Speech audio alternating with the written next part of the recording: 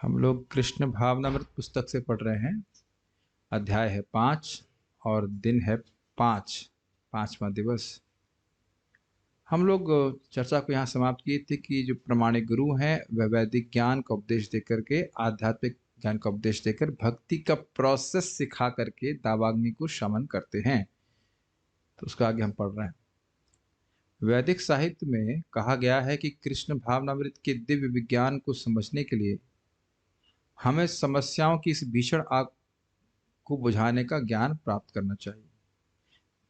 वैज्ञानिक लोग, दार्शनिक लोग और अन्य सुशिक्षित जन आग को बुझाने का घोर प्रयत्न कर रहे हैं, किंतु परिणाम में और बड़े से बड़े बम बनते दिखाई देते हैं। कितनी सुंदर कटाक्ष है। लोग पहले से ही मर रहे थे और लोगों ने एटम बम बना के क्या कर दिया, उसकी स्पीड थोड़ी तेज कर दी। प्रभुपाद बोल रहे थे कि अगर तुम मृत्यु को रोक देते तब तो तुम्हारी रिसर्च का कोई मतलब है, और तुमने रिसर्च करके बम बनाया। तो क्यों बनाया? चले हम वहां चलते हैं, जब बम नहीं बना था, एटम बम की बात कर रहे हैं, तो उसे पूछे तुम क्यों बनाए, क्यों इतना रिसर्च करना है? अपने को प्रोटेक्ट कर सकते हैं, लेकिन आप देखेंगे कि दूसरों का विनाश ही तो हुआ। अमेरिका का कोई व्यक्ति एटम बम से तो नहीं मरा, लेकिन जापान के बहुत लोग मर गए। तो अपनी रक्षा हुई है, दूसरों का विध्वंस हुआ, सोचने वाली बात। अभी ऐसे मैंने सुना कि एक भारत की मिसाइल पाकिस्तान में जाके चली, गिर पड़ी बाय मिस्टेक। और लाइक वेरी सिंपल है ना, आपके घर पे कोई मिसाइल गिरा दे, ओ सॉरी मैं बाय मिस्टेक मेरा मिसाइल का बटन दब गया था, आपका घर ध्वस्त हो गया, क्षमा कीजिएगा आप। तो आपके बच्चे उसमें वहां पे हों और किसी वेरी सिंपल है ना, मिसाइल बटन दब गया। आप सोचिए अगर एटम बॉम्ब का बटन दब जाए किसी का, तो भाई मिस्टेक है, एटम बम गिरा दिया हमने, दिल्ली साफ हो गया। व्हाटएवर, दिस इज अमेजिंग ना, ये सब स्थिति हो रही है। माइक पे बोला गिल्ली। वैदिक शास्त्र में रसायनों का वर्णन है जिससे आयु थम जाती है, आप और लंबा जी सकते हैं, मृत्यु को दूर कर देते हैं। यस, और ये लोग ऐसे ऐसे रसायन रसायन बना बना रहे हैं रहे जिससे जो मृत्यु और पास आ जा रही है। तो समस्या तो सॉल्व नहीं हो रही है, मृत्यु की समस्या तो समाधान नहीं हो रहा है। कर्मी अर्थात कर्म फल की आशा से काम करने वाले लोग इस आग को बुझाने या इस भौतिक जीवन की दयनीय दशा को सुधारने के लिए रात दिन दिलो जान से अथक परिश्रम कर रहे हैं। नाइट नाइट शिफ्ट लगी पड़ी। ज्ञानी अथवा दार्शनिक लोग भी प्रयत्न कर रहे हैं। उनका दिमाग, अगर फोटो देखा जाए, उनका दिमाग आउट हो जाता है, देखा जाए भग गया उनका दिमाग, किंतु वे निराश हो चुके हैं और इसलिए घोषणा करते हैं यह संसार मिथ्या है। तो अब देखिए, जो कर्मी लोग हैं वो संसार को मिथ्या नहीं मानते, कह रहे थोड़ा सा गड़बड़ है, थोड़ा सा एडजस्टमेंट करेंगे हम सुखी हो जाएंगे। मुझे एक हंसी आ रही है, एक भक्त को मैं देख रहा हूँ तो मुझे स्मरण आ रहा है कि उनकी माँ स्कूल में पढ़ाती है।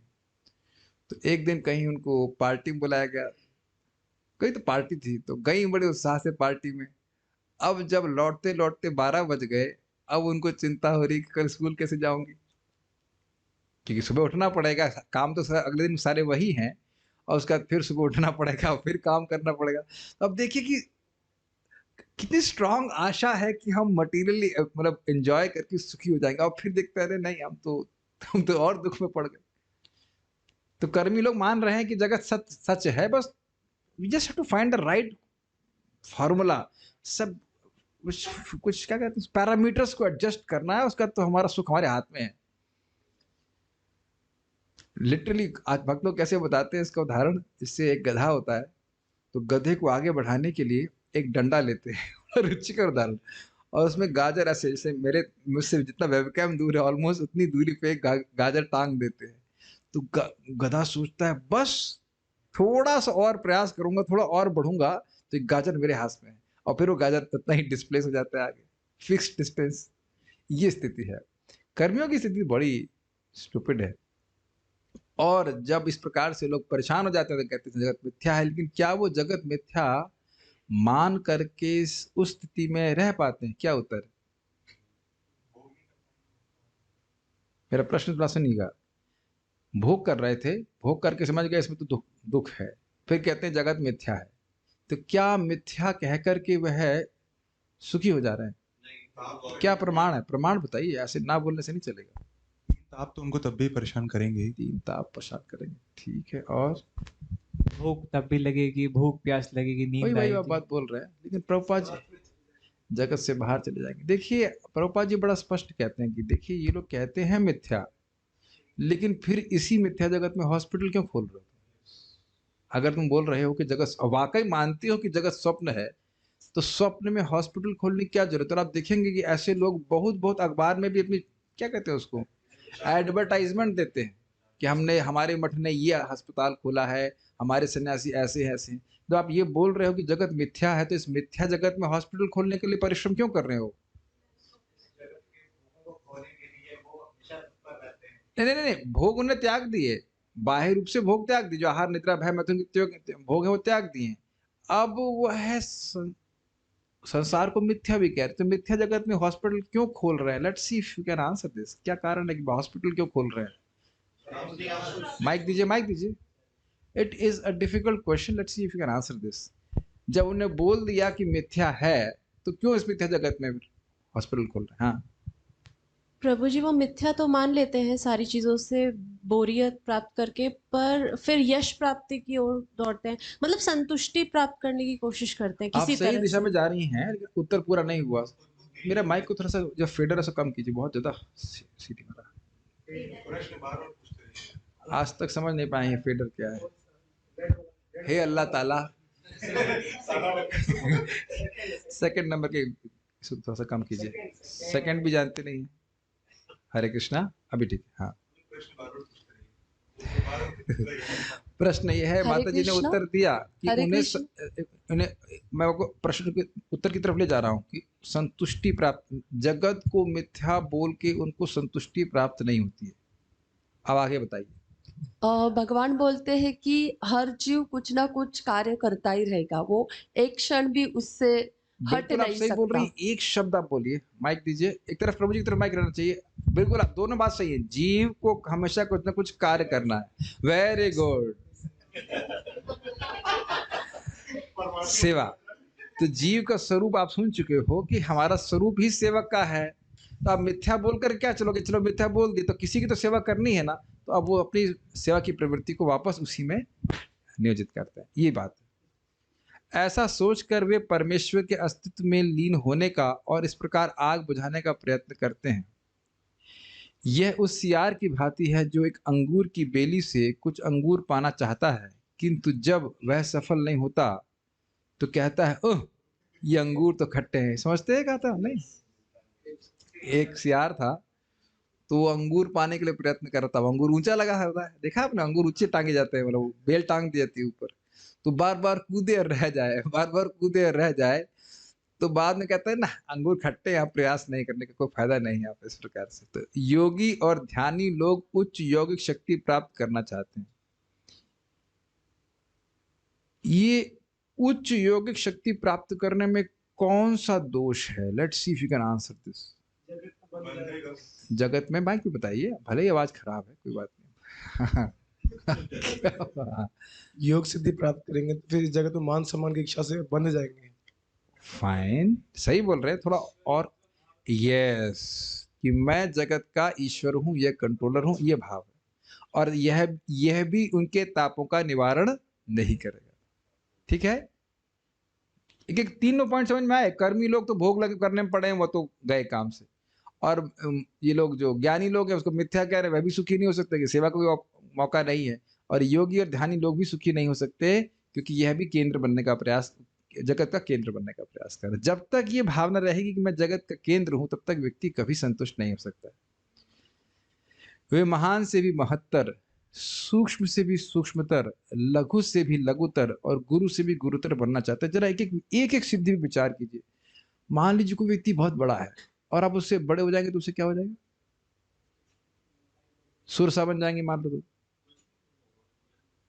एक एक पॉइंट हो गया, खत्म। अच्छा चलिए, कोई सूक्ष्म से भी सूक्ष्मतर बन गए तो उससे क्या मिल जाएगा? और लघु से छोटे बन गए तो उससे क्या होगा? मान लो कहो कि मैं इस छेद से बाहर निकल जाऊंगा, उसके लिए प्रयास करो, तो उसे कहो इतनी मेहनत करने की क्या जरूरत है, दरवाजा खोलो से बाहर निकल जाएंगे। ये बात हमको देखने की क्षमता हर क्षण होनी चाहिए कि ये सिचुएशन बड़ी प्रलोभन वाली लग रही है, क्या इसमें कृष्ण है, क्या इसमें कृष्ण की सेवा है, क्या कृष्ण का संबंध है, नहीं है तो फिर क्या। ऐसे मैं देखा करता हूँ मेरे लैपटॉप में ये कुछ सेटिंग है ऐसी कि जब हम खोलते हैं स्क्रीन तो कुछ दुनिया का दृश्य दिखाएगा बहुत सुंदर, मतलब कोई प्रकृति का सुंदर दृश्य, और सब कुछ खराब नहीं से दिखाता है, लेकिन पहली चीज याद आती होगी इसमें कृष्ण कहाँ है, इसमें कहाँ कथा है, कहाँ कीर्तन है, न प्रसाद है, न भक्तों का संग, न जप है। सेम एज एनीथिंग, एटलीस्ट हम भक्तों को तो ये अनुभव होना चाहिए। बात matter can not satisfy the soul, इतनी बात तो समझ में आनी चाहिए। किंतु यह है पूर्ण रूपेण बालकों का खेल है। क्या बालकों का खेल है? हाँ, ये सब योग सिद्धि है। किसी भी भौतिक शरीर के साथ भौतिक जीवन की समस्याएं अवश्य ही रहेंगी, चाहे वह शरीर महान हो या तुच्छ, हल्का हो या भारी। इस प्रकार, क्योंकि आप देखिए भौतिक शरीर चाहे कोई भी हो, कोई भी हो, कहां तक सोच पा रहे, देवता ब्रह्मलोक पर्यंत भी, वह भी आत्मा के स्वरूप से बिल्कुल अलग है। Do you accept that? मानो ब्रह्मा जी का शरीर है और वह पूरी तरह बुद्धि तत्व से बना है, फिर भी वह चिन्मय तत्व नहीं है। भौतिक एनर्जी कितनी भी सूक्ष्म हो जाए, लेकिन वो आत्मा जैसी कभी नहीं हो सकती। हाँ, अब प्रश्न है कि क्या ब्रह्मा जी का शरीर भौतिक तत्व से बुद्धि से बना है? इसके लिए 15.1 में गीता भूषण आप देख लीजिएगा, वहां स्पष्ट लिखा हुआ है। हमको याद है कि कई बार लोग पूछे तो महतत्व से उनका शरीर बना, महतत्व को बुद्धि कहा जाता है। What does that mean? लेकिन वट एवर दैट मीन्स हमको नहीं पता, लेकिन ब्रह्मा जी सोचने वाले तो बुद्धि से बने हुए, पूरा शरीर ही उनका बुद्धि बना, लेकिन स्पिरिचुअल नहीं है। तो अब बुद्धि तो चले जाइए, तो बुद्धि भी जड़ चीज है, उसमें चिद अंश कुछ नहीं है, तो इनकम्पैटिबल ही रहा ना। माइक पे बोलिए। जैसे कि ये मन बुद्धि अहंकार है, ये भी तो जड़ है, तो इसको क्या सोल कंट्रोल करता है कि सुपर सोल कंट्रोल करता आप तो जानते हैं इस बात को, प्रश्न का उत्तर है? हमारे ही मन को हम इच्छा करते हैं, फिर इच्छा के बाद भगवान देखते हैं, फिर प्राण को एक्टिवेट करते हैं, फिर मन बुद्धि। लेकिन अब क्या है कि मिथ्या अहंकार के कारण हम अपनी पहचान मन से करते रहते हैं। ये चीज थोड़ा सा प्रयास कीजिएगा, जब हम, पता नहीं आप लोग से होता है कि नहीं, हमारे साथ तो बहुत होता है, बड़े बड़े मतलब जब चल रहा है बढ़िया से और एकदम से गजपज विचार आते हैं, एकदम गंदे संदे विचार आते हैं। आप लोग के नहीं आ रहे होंगे, आप शुद्ध हो गए, लेकिन हमारे साथ okay, can we be like this? Okay, अगर हम अपने आप को अपने मन से डिस्टेंस करने लग जाए, that will be very great advantage. और फिर कुछ समय के बाद वो इच्छा एकदम गायब हो जाती है, और फिर कुछ नई इच्छा जाती है। आज मेरे मन में आ रहा था, ऐसे बड़ा अच्छा विचार आया था कि अंबानी जी, काश उनको दिमाग मतलब बुद्धि आ जाए, वो करोड़ों लोगों को प्रसाद खिलाएं। करोड़ों को तो पता नहीं खिला सकते, नहीं, कम से कम लाखों को तो खिला सकते हैं, करोड़ों को खिला सकते हैं। मैंने कहा भाई हमारे पास तो पैसे नहीं है, लेकिन तानिश प्रभु सुपरवाइज करे और सबको बढ़िया प्रसाद मिले और मशीनें लगाए और खूब प्रसाद बनाए और सबको बटे। एंड देन उसके बाद अच्छी इच्छा आई, बहुत अच्छी इच्छा आई, और उसके बाद फिर गायब हो गई, फिर कुछ और इच्छा आ गई। But anyhow, we have to stop identifying with our mind every time mind is saying something. हम खाली बात कर रहे थे कि मन से पहचान कर लेते, उसके बाद फिर अपनी उन इच्छाओं की पूर्ति के लिए अपनी एनर्जी लगा देते। तो कोई भी, यानी अब इसको पढ़ने से हमें फायदा क्या है? जब हम साधन कर रहे हैं तो कभी नहीं सोचना चाहिए कि ब्रह्मलोक की प्राप्ति हो जाए, न स्वर्गलोक की प्राप्ति हो जाए। हम कहीं संतुष्ट नहीं हो सकते, हम उतना ही बोर होंगे जहां पे जितना पृथ्वी में हो रहे हैं। ये समझ पा रहे हैं? नथिंग टचेस द सोल, ठीक है। यद्यपि जो भौतिक सुख है वो यहाँ से अधिक है। जैसे मान लीजिए वहां पे जामुन ऐसा है जिसमें गुठली नहीं है तो जामुन का जूस ही ना जामुन का जूस है, आम का जूस है, आत्मा को तो स्पर्श नहीं कर रहा ना। You should always Aspire for spiritual happiness. कि हमें आध्यात्मिक सुख की प्राप्ति हो। इस प्रकार कोई व्यक्ति चाहे एक स्तर से दूसरे स्तर तक, कर्मी से ज्ञानी या दार्शनिक अथवा योगी या ध्यानी के स्तर तक पहुंच जाए, किंतु प्रत्येक स्थिति में उसे अंत में भक्ति के स्तर पर पहुंचना ही पड़ता है। यही यथार्थ विकास की प्रक्रिया है। भगवत गीता में इस प्रकार से इसका संकेत किया गया है। मेरे पीछे बोलिए, माइक पे बोलिए। बहुनाम जन्मनामन्ते बहुना जन्मनामन्ते ज्ञानवान् मां प्रपद्यते ज्ञानवान् मां प्रपद्यते वासुदेवः सर्वम् इति वासुदेवः सर्वमिति स महात्मा सुदुर्लभः। स महात्मा सुदुर्लभः। पढ़िए। अनेक जन्मांतरों के बाद जिसे सचमुच ज्ञान होता है, वह मुझे समस्त कारणों का कारण जानकर मेरी शरण में आता है। ऐसा महात्मा अत्यंत दुर्लभ होता है। भगवद गीता 7.19। अब मैं आप लोगों से पूछना चाहूंगा, माता जी लोगों में से किसी को भी उत्तर देना होगा, प्रभु की तरफ से भी। ये वासुदेव सर्वम इति, इसका अर्थ आप क्या समझते हैं? सुनील माधव प्रभु बताएंगे क्या समझते हैं वासुदेव सर्वमिति। श्लोक सुना है पहले? सुने होंगे श्लोक, नहीं सुने कभी? सुने। हाँ, कुछ समझते हैं? जो भी आप समझते हैं, मैं डांटूंगा नहीं, ऑल्दो प्रॉमिस नहीं कर रहा हूँ, लेकिन भगवान कृष्ण को ही सब कुछ मानकर। हाँ बिल्कुल सही, भगवान वासुदेव को ही सब कुछ मानते हैं। और कुछ विचार माता जी की तरफ से? आपका पास माइक है? Mic, give the mic to them. Vasudev सर्वम इति, इसका क्या अर्थ है? कुछ भी नहीं जानते। वासुदेव सब कुछ है और माता जी लोग कुछ भी नहीं जानते, ये क्या है? हाँ, भगवान कृष्ण ही सभी मतलब उद्भव के कारण है। ओके, सभी चीजों के उद्भव सभी चीजों के, एक मिनट फिनिश दिस, सभी चीजों के कारण भगवान हैं। देन सही बोला आपने, उसका क्या इम्प्लीकेशन है? इम्प्लीकेशन मतलब, इम्प्लीकेशन अंग्रेजी जानती हो, इम्प्लीकेशन मतलब डिडक्शन क्या है? उनको बोलने दीजिए। नहीं समझा? आप बताइए क्या कहना चाहते हैं। इनको दीजिए, हमारे सेक्रेटरी को, सेक्रेटरी साहब को दीजिए। भगवान सभी कारणों के कारण है, इसका क्या मतलब? इसका डिडक्शन क्या लेंगे आप? उनकी शरण, उनकी शरण में जाएंगे। ये थोड़ा आगे वाला, बीच वाला पॉइंट मिस हो रहा है। यस प्रभु, भगवान सभी, ये बिल्कुल सही प्रबात बोल रहे हैं। वासुदेव सर्वमिति, भगवान सभी वस्तुओं के कारण हैं, और इन्होंने बोला कि उनकी शरण में जाएंगे। अब बीच का एक पॉइंट मिस हो रहा है, आप बताइए फिर, अगर नहीं बता पाएंगे तब बताइए। हाँ। कोई भी वस्तु देखे, कोई भी चीज यूज करना हो तो उसको भगवान की सेवा में लगाना चाहिए। ओके, दिस इज बिफोर शरणागति। एक और बीच का पॉइंट रह गया, फिर से सुनिए। वासुदेव भगवान सभी चीजों के कारण है, भगवान की शरण में जाना है। और एक्चुअली आपका पॉइंट शरण में जाने के बाद वाला है। शरण में जाने का मतलब ये है कि हर वस्तु को भगवान की सेवा में उपयोग करना है। बीच वाला एक पॉइंट रह गया है, उसको पूरा कीजिए। यस बोलिए। हरे कृष्णा प्रभु जी। प्रभु जी, इसमें बताया गया कि वासुदेव, जो व्यक्ति ऐसा जानता है कि वासुदेव ही सब हाँ। कुछ है, और वो जो व्यक्ति ये जानता है, ऐसा महात्मा सुदुर्लभ है। नहीं, मैं पूछ रहा हूँ वासुदेव सर्वमिति, व्हाट टू से समथिंग।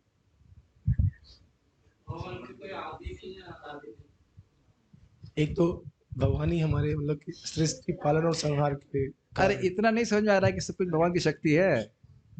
सिंपल, भगवान सभी चीजों के कारण हैं, इसलिए मैं और जगत की हर वस्तु भगवान की है, इसलिए मुझे भगवान की शरण में जाना चाहिए, मुझे माया की शरण में नहीं जाना चाहिए। और माया की शरण में जाना चाहिए, इसका मतलब है आपने जो बोला कि हर वस्तु को, हर कार्य को भगवान की सेवा के लिए करना चाहिए। सिंपल, अपना जीवन भगवान को समर्पित कर देना चाहिए। ये सब इक्वेशंस हैं। और ये अब सेकंड प्रश्न है कि ऐसा महात्मा सुदुर्लभ क्यों कहा जा रहा है? ये अच्छा प्रश्न है। ओके, माइक दीजिए इनको। माइक है? हाँ, पहले बताइए दुर्लभ और सुदुर्लभ का अर्थ क्या है? लभ का अर्थ क्या होता है बताइए? लभ का लाभ लभ क्या होता है इसका? दुर्लभ। आप लोग माता जी हैं? हाँ, बोलिए, लभ का अर्थ क्या होता है? सुलभ यानी बहुत ही आसानी से प्राप्त होने वाला, और दुर्लभ यानी जो आसानी से प्राप्त ना हो। और सुदुर्लभ मतलब दुर्लभ से भी दुर्लभ। हाँ, बड़ा अद्भुत तरह से उपयोग किया गया कि सुदुर्लभ। ठीक है, तो आप ये बताइए कि दुर्लभ क्यों है? प्रभु जी, क्योंकि ऐसा व्यक्ति जानता है कि सारी शक्तियां भगवान की ही हैं और वह भगवान को तत्व से जानता है। Very good. तो अब आप ये बताइए कि इसमें मुश्किल क्या बात है? ये जानना कि सभी के स्रोत भगवान कृष्ण है, यह क्यों मुश्किल है? व्हाट व्हाई इट इज मुश्किल? एक्चुअली इस प्रश्न का उत्तर बहुत आसान है, क्योंकि परंपरा से ज्ञान प्राप्त करना होता है। बहुत सिंपल। और परंपरा से ज्ञान प्राप्त करना मुश्किल इसलिए है क्योंकि बहुत बहुत रेयर कोई ऐसा व्यक्ति होगा जिसके मन में जिज्ञासा हो और उसे परंपरा का संपर्क प्राप्त हो। आप लोग को हो गया इसलिए आप इसको इजी ले रहे हैं। अगर आप पूछिए पूरे भारत में, वो हमारा माइक कहाँ चला गया बोला NDTV वाला माइक लेके पूछिए भाई कि जगत का स्रोत कौन है, तो पूरे भारत में भी शायद ही कोई 1% लोग भी नहीं बोलेंगे कि कृष्ण भगवान है। तब आप समझ लीजिए कि पहली बात तो है कि उसमें से लोग जिज्ञासा ही नहीं कर रहे हैं। और इसीलिए यहाँ पे शब्द है महाआत्मा। आत्मा का अर्थ क्या है? यहाँ पे आत्मा का अर्थ क्या है? हाँ नहीं, परमात्मा नहीं, यहाँ महात्मा का अर्थ है जीवात्मा, लेकिन आप ये भी अर्थ सकते हैं महान आत्मा वाला, महामन वाला, महान मन वाला, जिसका मन इतना बड़ा है। महाराज बोलते हैं जिसमें भगवान की महिमा अट गई है। समझ में आया? हाँ वही तो बोल रहा हूँ, महाआत्मा, उसका मन इतना बड़ा हो गया है कि अब उसे भगवान की महिमा समझ में आने लगी है। तो इस प्रकार से है। इतने सारे प्रश्न उत्तर दे दिए, डिटर्मिनेशन, लेकिन डिटर्मिनेशन यहाँ पे नहीं है। अर्थ सभी वस्तुओं में कृष्ण को देखिए, सही है, वासुदेव सर्वश्रेष्ठ हैं, समस्त कारणों के कारण हैं। यस, ओके,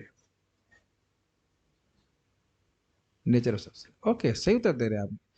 जानबूझ करके मैं थोड़ा रोक कर प्रश्न कराया क्योंकि मुझे लग रहा था कि शायद नींद आ गई होगी, थोड़ा जगाने के लिए लेकिन एक एक श्लोक का एक एक शब्द बहुत महत्वपूर्ण है। प्रभुपाद जी इसको एक जगह बहुत अच्छी तरह से कहते हैं कि हो सकता है कि ऐसी स्थिति प्राप्त करने के लिए आपको कई जन्म लग जाए, लेकिन गुरु जी से सुन लिया तो आप तुरंत महात्मा बन सकते हैं। अगर गुरु की, प्रभुपाद जी की बात पे विश्वास है कि भगवान ही सब कुछ है और मेरे जीवन का उद्देश्य भगवान की सेवा करना ही है, नॉट भी ही है, तो आप भी महात्मा हो। Simple simple. ओके, ये सब बातें क्यों आ रही थी कि जितने भी हैं कर्मी, ज्ञानी और योगी, क्या इस बात को समझ रहे हैं कि वासुदेव सब कुछ है? नहीं समझ रहे।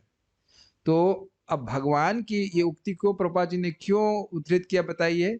ये सब लोग क्रमशः प्रगति करते करते एक दिन इस तरह पे आएंगे कि भगवान के अलावा इस जगत में कोई वस्तु नहीं है, किसी वस्तु की सत्ता नहीं है, केवल भगवान की शक्ति है। ठीक है, ओके। बिना ना ना ना ना बिना भक्तों कृपा के तो समझ ही नहीं आएगा भाई। महाराज बड़ा से विनोद करते हैं कि कोई योगी है और वो गुफा में बैठा ध्यान कर रहा है, तो ऐसे ध्यान पता नहीं कैसे अपने आप कृष्ण का ध्यान होने लग जाएगा उसको, बिना सुने, बिना भक्तों का संग प्रिय। क्या श्लोक है चैतन्य चरितामृत का?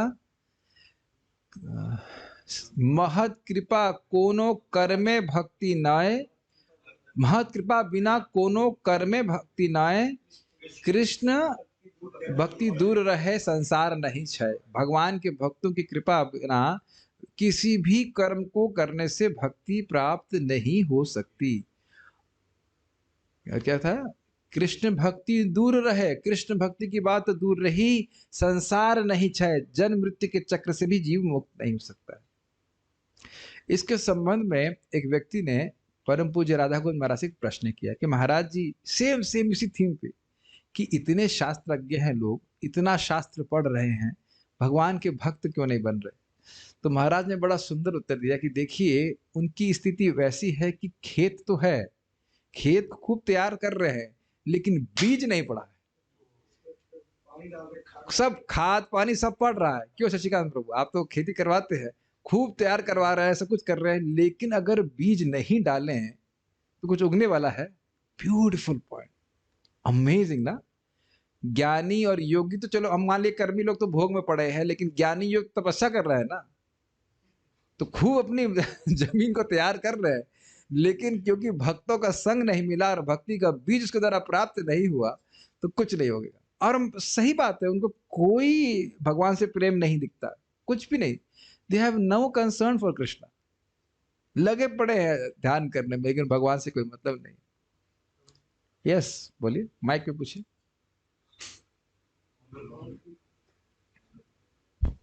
योगी लोग जो ध्यान करते वो मेडिटेशन करने के लिए भी तो कुछ चाहिए, मतलब जिसका मेडिटेशन। हाँ, ये प्रश्न सही है कि योगी लोगों को भी ध्यान करने के लिए कुछ चाहिए। देखिए, कोई प्रमाणिक योगी है तो वो भगवान कृष्ण पे ध्यान करेगा, लेकिन यह भी देखना होगा कि वह किस उद्देश्य ध्यान कर रहा है। सामान्यतः योगी लोग भगवान विष्णु पे ध्यान करते हैं, लेकिन केवल बस इस तभी तक जब तक वह उनमें सायुज ना प्राप्त कर लें, उनकी सेवा करने के लिए नहीं। ये हम लोग बहुत पहले चैतन्य चरितामृत में पढ़ चुके हैं कि योगी जन लोग करते भी हैं, भगवान को देख भी लेते हैं, लेकिन क्योंकि सेवा की भावना नहीं है, प्रेम नहीं है, तो उनको कुछ सुख नहीं प्राप्त होता। तो ये बहुत महत्वपूर्ण बात है। कृष्ण की शरणागति ही मूल बिंदु है, जीवन का वही लक्ष्य है। और भक्तगण जो कि संसार के बुद्धिमान लोग हैं, इस अवस्था को अविलंब ग्रहण कर लेते हैं। अविलंब का मतलब होता है बिना किसी देर के। गुरु जी ने बोला और तुरंत स्वीकार कर लिया। इसलिए श्री कृष्ण कहते हैं कि ये लोग बुद्धिमान हैं। यदि अनेकानेक जन्मों के पश्चात भी मनुष्य को इसी शरण बिंदु पर पहुंचना है तो अविलंब ही क्यों ना पहुंच जाए।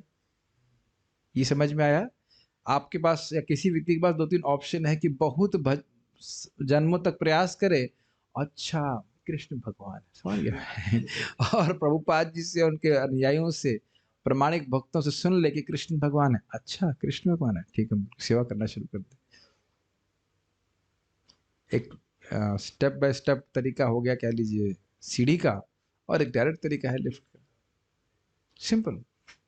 भौतिक प्रकृति की प्रचंड अग्नि का नियंत्रण देवी दुर्गा करती हैं। उनका चित्रण प्रायः हाथों में आयुधों के साथ किया जाता है। तो अगर मान लीजिए उन्हें चाटे मारने हैं तो दुर्गा जी से मान के लीजिए मार ही रही हैं, लेकिन नहीं, 2 हाथ से पकड़ लेंगी। देखा है मम्मी लोग पहले करते थे ना, दोनों हाथ पकड़ लेते थे, फिर एक हाथ से चाटे मारते थे। तो दुर्गा देवी के पास तो इतने हाथ हैं कि 2 हाथ पकड़ लेंगी और फिर बाकी 8 हाथों से मारेंगी। कहने का अर्थ ये है कि अगर भगवान से विद्रोह रहा तो दुर्गा जी के पास बहुत सारे तरीके हैं। बाण मारेंगी, बाण बचा लिए तो चक्र चलाएंगी, चक्र से बच गए तो अग्नि मारेंगी, मारेंगी और मारते ही रहेंगे जब तक व्यक्ति भगवान से विद्रोह करता रहेगा। उनके 10 हाथ हैं और प्रत्येक हाथ एक विभिन्न आयुध लिए हुए। इससे यह अभिप्राय है कि वे इस विश्व की 10 दिशाओं पर शासन कर रही हैं।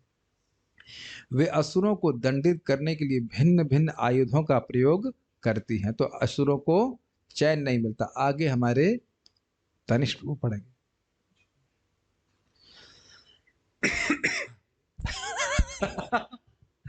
पढ़िए, ये लिखा है तो पढ़ के हंसी आ रही है। हाँ। एक प्रसिद्ध चित्र में दिखाया गया है कि एक असुर दुर्गा के सिंह से जूझ रहा है। देवी दुर्गा उस असुर के बाल खींच रही हैं और अपने त्रिशूल उसकी छाती पर घोप रही हैं। लेकिन इसमें बाल नहीं खींच रही हैं। वो फोटो मिला है। महिषासुर। ये महिषासुर है? हाँ जी। हाँ, महिषासुर लग रहा है। वही है, छाती पे घोंप रही हैं, त्रिशूल को छाती पे घोंप रहे हैं। यदि हम इस चित्र का अध्ययन करें तो हम पाएंगे कि हम ही वह असुर हैं। ये तो टू मच हो गया। हम लोग सोचते थे उस असुर को मार रही है, उसको मारेंगी, मुझको नहीं। No no, not me, I am the devotee. ठीक। और इस भौतिक ये होता है जब आप प्रभुपाद जी ग्रंथ पढ़ेंगे ना, और जब लिखा हो कि एक शुद्ध भक्त भगवान से अपने लिए कुछ नहीं मांगता, तो तुरंत मन बोलेगा हाँ हाँ ये तो तुम्हारे लिए हो रहा है। और जब आएगा असुरों को बहुत दंड देती, हाँ हाँ सही में, तो वो असुर देख नहीं रहे कि 3 उंगली हमारी तरफ है। ये स्थिति है। तो हम ही वह असुर है जो भगवान से द्रोह किए हुए। यस, पढ़िए। और इस भौतिक जीवन की त्रिविध ताप, भौतिक, दैविक, आध्यात्मिक दुख ही त्रिशूल हैं जिनसे हम सदैव पीड़ित रहते हैं। कुछ दुख अन्य प्राणियों से प्राप्त होते हैं, वे भौतिक हैं। कुछ लोगों को ये दिक्कत होती है कि प्रभु जी भूत प्रेत भी परेशान करते हैं क्या भक्तों को? देखिए ये भी आदि भौतिक कष्ट में आता है। क्यों? क्योंकि वह भी जीवात्मा है, सिंपल। तो भूत प्रेत पिशाच ये सब भी परेशान करते हैं। भाई बुखार आता है, बुखार कौन सा कष्ट है? आध्यात्मिक कष्ट, आध्यात्मिक कहते हैं। कभी आध्यात्मिक आदि दैविक भी कह सकते हैं, देवताओं के द्वारा दिया जाएगा, लेकिन समानता उसको आध्यात्मिक कष्ट कहते हैं। तो जैसे बुखार होता है, हरे कृष्णा करते तो बुखार भी होता है, उस तरह से ये सब परेशानी आती रहती। हाँ पढ़िए। कुछ दुख प्राकृतिक प्रकोप, भूकंप, अकाल आदि से प्राप्त होते हैं, वे दैविक हैं। और जो दुख अपने ही मन और शरीर से प्राप्त होते हैं, वे आध्यात्मिक हैं। किसी न किसी प्रकार हम सदैव इन त्रितापों के प्रति संघर्ष करते रहते हैं। इस भौतिक सृष्टि में कोई भी व्यक्ति ऐसा नहीं है जो यह कह सकता हो कि वह इन त्रितापों से मुक्त है। ये बहुत इंपॉर्टेंट बात है। देखिए कभी कभी हम बद्धजीवी सोचते हैं कि हम धन के द्वारा इन 3 तापों से बच जाएंगे। Is it possible? नो। जो दुख लिखा है माथे पे, अब आपके पास धन हो या नहीं हो, वो भोगना ही पड़ेगा। इससे कम से कम जो बुद्धिमान व्यक्ति है वह इस मोह से बाहर आएगा कि धन मेरी समस्याओं का समाधान है। प्रभु जी ने पार्टी चेंज कर ली और कह रहे हैं कि धन अगर होगा तो तीनों तापों का दुख। कोई बीमार है, अगर धन नहीं उसके पास, तो उसको सप्रेस करके उसको आगे बढ़ा देना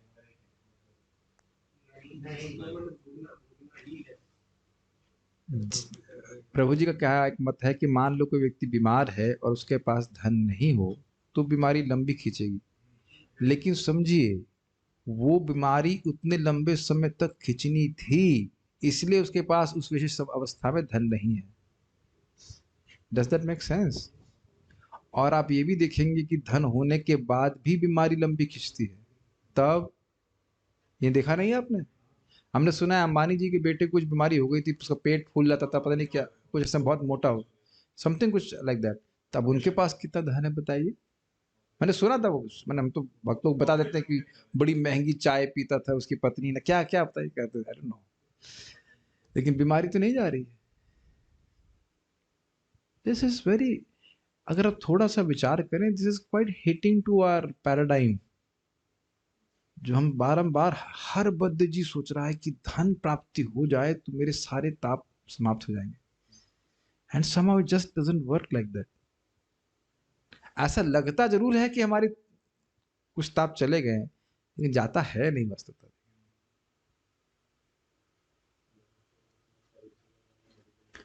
हमारा शरीर का हर अंग हमको बहुत अधिक कष्ट देने में पूरी तरह समर्थ है।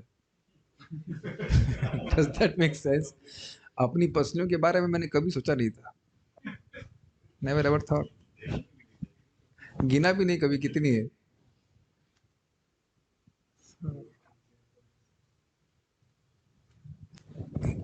इसलिए कन्विंस रहना चाहिए। देखिए एक बात समझ लीजिए, unless we are pessimistic about this world, we will never think about getting out of it.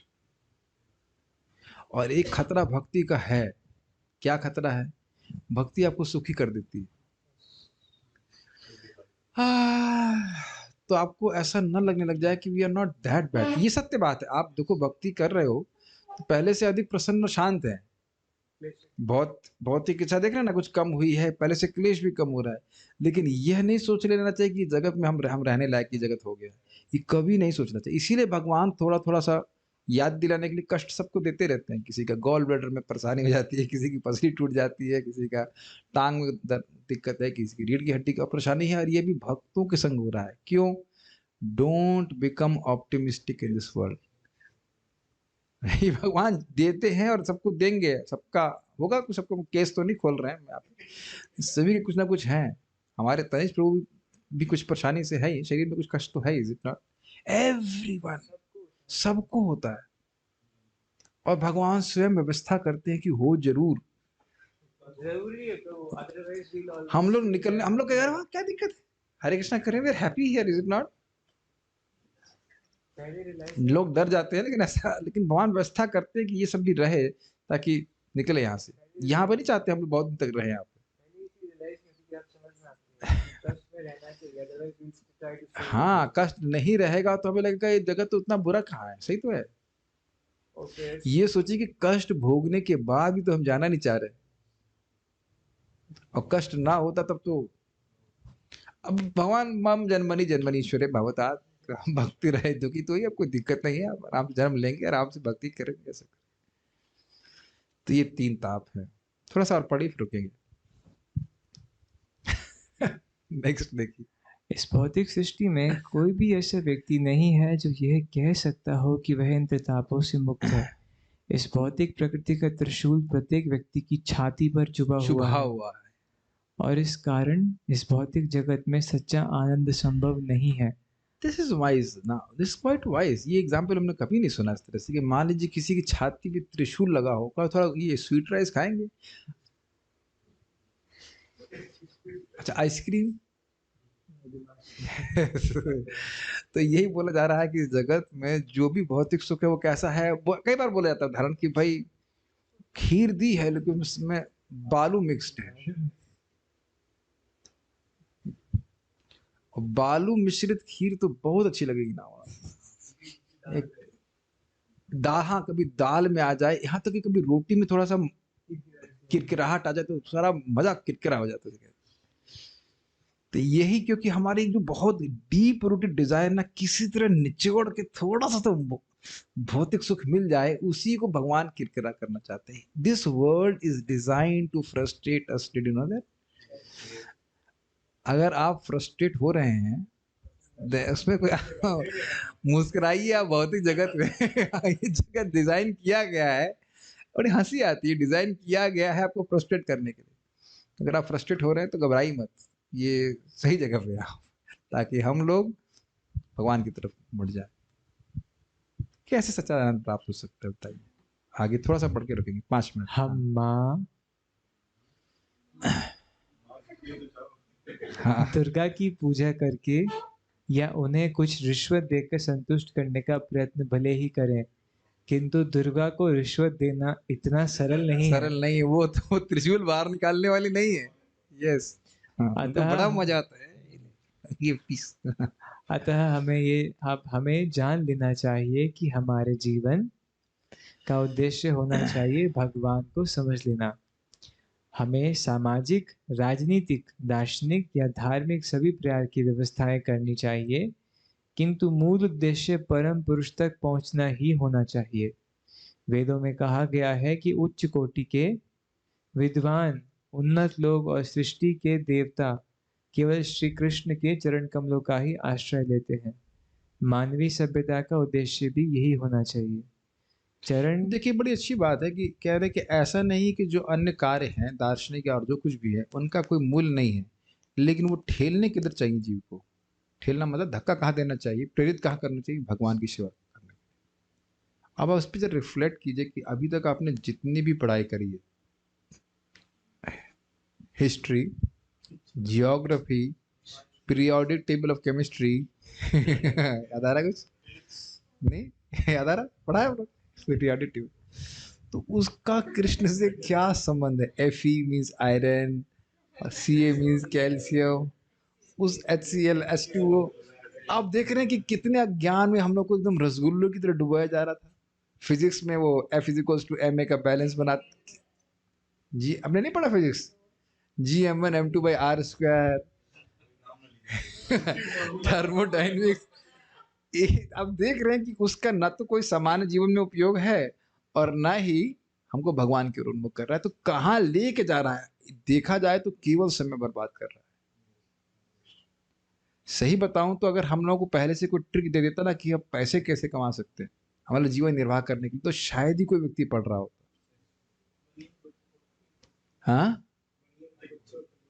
हाँ, बनियों के लोग, हाँ स्पेशली जो व्यापारी लोग के बच्चे बहुत ज्यादा नहीं पढ़ते, 10वीं 12वीं तक पढ़ लेते हैं। और प्रभुपाद जिसको बोला करते थे इंग्लिश, मैथमेटिक्स, संस्कृत, बस और कुछ पढ़ने की जरूरत नहीं। बेसिक मैथमेटिक्स, वो भी अलजेब्रा नहीं। इंटीग्रल कैलकुलस का भगवान से क्या संबंध है? कोई इंटीग्रेशन नहीं, केवल डिसइंटीग्रेशन है कि नहीं? आप में से लोग पढ़े होंगे। अच्छा क्या फेल हो गए? किसी काम करने आपने पढ़ा था ना शुरू में 11th-12th। What an amazing. आप सोचिए कि मानव जीवन का कितना एनर्जी का कितना वेस्ट हो रहा है ना, वो भी भारतीयों की जिनकी मति वैसे ही स्वाभाविक रूप से धर्म में है। मेरे माइंड में आता था तो इस सिंबल का, इन सब चीजों का भगवान से क्या लेना। कुछ संबंध नहीं है। टीचर डेल्टा गामा टीचर कोई आंसर। ठीक है, एक दो लाइन पढ़ के, एक 2 मिनट हमारे पास बाकी है। श्री कृष्ण के चरण कमलों का आश्रय लिए बिना सभी धार्मिक, सामाजिक या राजनीतिक प्रयास विफल हो जाएंगे। इसको हम एक श्लोक बोल के रुकेंगे। धर्मः स्वनुष्ठितः पुंसां विश्वक्सेन कथासु यः नोत्पादयेत् यदि रतिं श्रम एव हि केवलम। धर्म का अनुष्ठान बहुत अच्छे से कर रहा है, बहुत अच्छे से कर रहा है, लेकिन अगर उसको विश्वक्सेन कथासु यः, अगर उस व्यक्ति का भगवान की कथा में कोई रुचि नहीं होता है तो श्रम एव ही केवलम।